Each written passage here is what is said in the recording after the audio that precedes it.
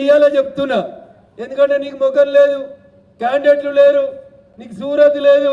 10 సంవత్సరాలు ముఖ్యమంత్రి, 10 సంవత్సరాలు ఉద్యమాన్ని నడిపించిండు మీ అయ్య. ఇదే కరీంనగర్, మెదక్, ఈ గ్రాడ్యుయేట్ ఎమ్మెల్సీ, టీచర్స్ ఎమ్మెల్సీ పరిధిలో గజ్వేల్ ఎమ్మెల్యేగా ఉన్నాడు.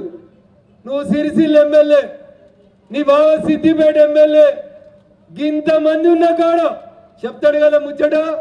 మే 17వ తారీఖు నాడు మేము కరీంనగర్ లో గర్జన పెడితే కరీంనగర్ కథన ఉత్సాహం చూపెట్టింది అంటాడు. నేను అడుగుతున్నా కేసీఆర్ ని, ఇవాళ కరీంనగర్, నిజామాబాద్, మెదక్, ఆదిలాబాద్లకి నీకు క్యాండిడేట్లు కరువైరంటే అయ్యా తుపాకి రామడా ఒకసారి ఆలోచించు అని చెప్తా ఉన్నా.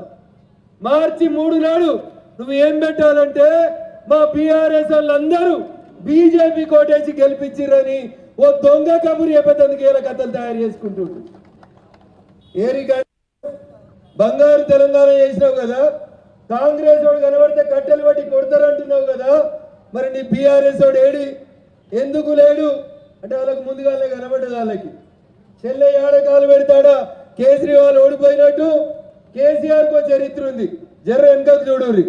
కేసీఆర్ పోయి ఒడిస్సాలో నవీన్ పట్నాయక్ని కలిసిండు, గెలిచిండా? ఓడిపోయాడు. కేసీఆర్ పోయి కేజ్రీవాల్ని గెలిచిండా?